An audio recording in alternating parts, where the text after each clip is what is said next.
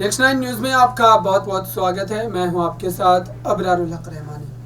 आज मेरा खास प्रोग्राम मुद्दा आज का में राजस्थान की बात करेंगे। दरअसल राजस्थान को लेकर तमाम जो है अपडेट हम आप तक पहुंचा रहे हैं, लेकिन इस समय ये माना जा रहा है कि सीपी जोशी से लेकर के कई ऐसे बड़े चेहरे हैं जो लगातार राजस्थान के मामलात को कहीं ना कहीं शांत करवाने के लिए तमाम कदम उठा रहे हैं। लेकिन इस बीच सचिन पायलट ने किस तरीके से अशोक गहलोत पर पलटवार किया है, पहले आप उस बयान को सुनिए। साथ राजनीति में जिनका दामन बिल्कुल पाक साफ है, उन पर जब आरोप लगते हैं, ओला साहब का परिवार सत्ता में चुनाव लड़ रहा है, हम सब लोग राजनीति में हैं और राजनीति में जनता सब जानती है। जनता सब जानती है। कुछ अखबार में छपे ना छपे, असलियत जनता जानती है। इसलिए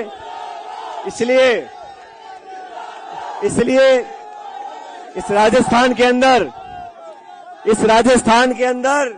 इस देश के अंदर हमारे समाज जवानों, आने वाला भविष्य आप लोगों का है। एक ऐसे भारत का, एक ऐसे समाज का निर्माण करना है जहां भ्रष्टाचार मुक्त ये भारत और देश बने। मैं आप लोगों से आह्वान करना चाहता हूं। मैंने 2 दिन पहले जयपुर में निर्णय लिया और निर्णय लेने के बाद मुझे बहुत लोगों ने कहा, अरे क्या सचिन पायलट जी, आप पैदल चलना चाहते हो, 100 किलोमीटर चलना चाहते हो, मई का महीना है, आग बरस रही है। मैंने उनको कहा, राजनीति आग का दरिया है, इसे तैर कर पार करना पड़ेगा।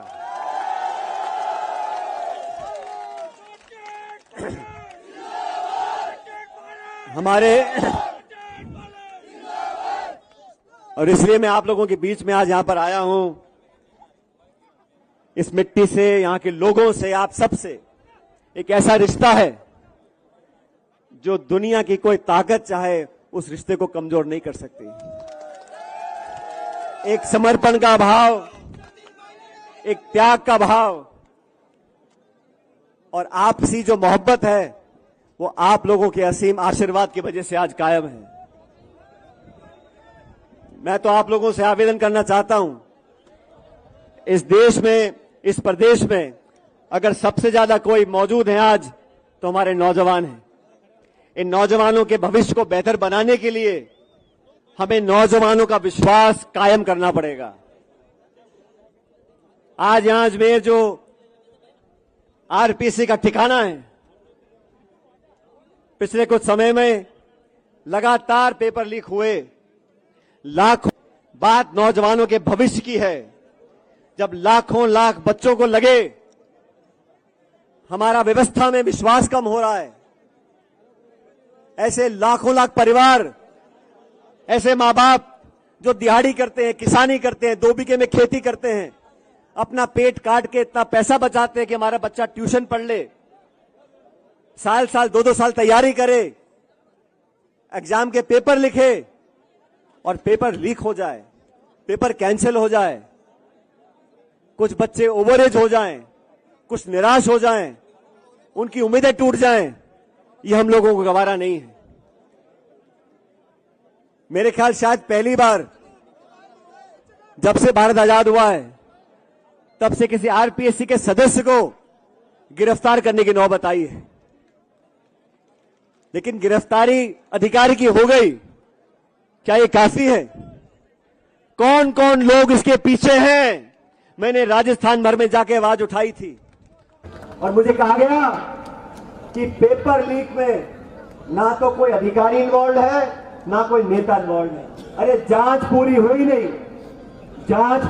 नहीं, कोई कैसे कह सकता है कि कोई अधिकारी नेता इन्वॉल्व नहीं है? आज एक अधिकारी पकड़ा गया जेल में, किसी दलाल के जयपुर के किराए के मकान पे बुलडोजर चल सकता है, तो ये कटारा जो पकड़े गए हैं, इस पर बुलडोजर क्यों नहीं चला?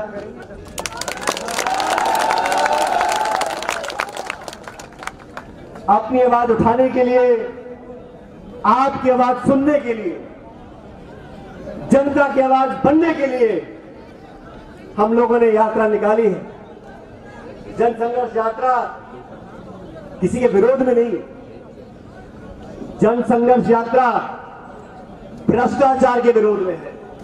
जन संघर्ष यात्रा नौजवानों के संरक्षण के लिए है। हमारे बच्चे बच्चियां पढ़ लिख कर उन पदों पर बैठे जहां से नीतियां बनती हैं। ये सपना स्वर्गीय पायलट साहब का था। किसान का बच्चा, गरीब का बच्चा, मजदूर का बच्चा, दिहाड़ी करने वाला बच्चों, माँ बाप के बच्चे उन पदों पर बैठेंगे जहां से आरपीएससी की नीति बनती है, शिक्षा नीति बनती है, सरकार के नियम कानून बनते हैं। उन पदों पर वो नौजवान बच्चे बैठेंगे तो देश में सही नीतियां बनेंगी। मैं तो साथियों, क्योंकि यहां आपके बीच खड़ा हूं, मैं आप लोगों से पूछना चाहता हूं, क्या नौजवानों के भविष्य को बेहतर बनाने के लिए हम लोग साथ नहीं आ सकते? क्या इस प्रदेश से भ्रष्टाचार, करप्शन को मिटाने के लिए हम लोग साथ नहीं आ सकते? तो मेरे दोस्तों, माताएं बहनें बैठी हैं, मैं जानता हूं रास्ता मुश्किल है, गर्मी का समय है, इस प्रदेश की राजधानी जयपुर यहां से 125 किलोमीटर दूर है। मैं आप लोगों से पूछना चाहता हूं, मेरे साथ इस करारी धूप में इस रास्ते को नापने के लिए आप तैयार हो कि नहीं तैयार? क्या बोला? मुझे आवाज नहीं आई। तो आपने देखा सचिन पायलट जिस तरीके से जनसंघर्ष यात्रा को निकालकर अशोक गहलोत की सत्ता पर सवाल खड़े कर रहे हैं, इससे ये माना जा रहा है कि राजस्थान में कहीं न कहीं दोबारा सत्ता में वापसी की जो उम्मीद है वो खत्म होती नजर आ रही है। मेरे साथ प्रज्ञा मौजूद है, इनसे भी समझते हैं कि इस पूरे मामले पर इनका क्या कहना है। सचिन पायलट की इस यात्रा से कितना ज्यादा असर पड़ेगा? जी बिल्कुल, देखिए असर तो यहाँ पर पड़ेगा अबरार, और असर पड़ता हुआ दिखाई भी दे रहा है, क्योंकि मुख्यमंत्री अशोक गहलोत की बौखलाहट देखते बन रही है। जिस तरह से उन्होंने कहीं ना कहीं वो अपने बयानों में साफ तौर पर अपनी बौखलाहट को दिखाते हुए नजर आ रहे हैं। अगर मैं बात करूं हाल ही में जिस तरह से जब प्रधानमंत्री के साथ मंच साझा करते हुए अशोक गहलोत नजर आए, अगर वाकई में आपको कोई दिक्कत नहीं है सचिन पायलट की इस जन संघर्ष यात्रा से, तो आपको आखिरकार क्यों सफाई पेश करने की जरूरत पड़ गई कि ये तो जो लड़ाई है वो राजनीति की है ही नहीं, वो तो संघर्ष की लड़ाई है, या तमाम जो बातें कहते हुए नजर आई। यानी कि कहीं ना कहीं जन संघर्ष यात्रा के शुरू होने के बाद अशोक गहलोत अब अपनी सफाई न केवल पार्टी के हाईकमान के बीच रख रहे हैं बल्कि राजस्थान की जनता के बीच भी रख रहे हैं, क्योंकि विधानसभा चुनाव में बहुत ही कम वक्त रह गया। ऐसे में अशोक गहलोत ना तो नाराजगी इस वक्त हाईकमान की तरफ से बर्दाश्त कर पाएंगे और ना ही जनता की तरफ से, क्योंकि दोनों का ही समर्थन होने चाहिए अगर उन्हें दोबारा से इस कुर्सी पर बैठना है। और साफ तौर पर, और अगर जिस तरीके से आपने सवाल पूछा कि क्या असर पड़ेगा, तो देखिए सचिन पायलट ने जो ये अल्टीमेटम दिया है 5 दिन का, 5 दिन में 1 दिन बीत चुका है और आज दूसरा दिन भी लगभग पूरी तरीके से खत्म ही हो गया है। तो यहाँ पर देखिए कहीं ना कहीं साफ नजर आ रहा है कि अब 3 दिन है। अब ऐसे में जिस तरीके से जो अल्टीमेटम ही इसे माना जा रहा है सचिन पायलट की तरफ से कि अगर इन 5 दिनों में जो पार्टी के हाईकमान है वो सचिन पायलट को लेकर कोई फैसला नहीं लेते हैं, तो देखिए इस वक्त साफ तौर पर नजर आ सकता है कि सचिन पायलट बगावत के मूड में है।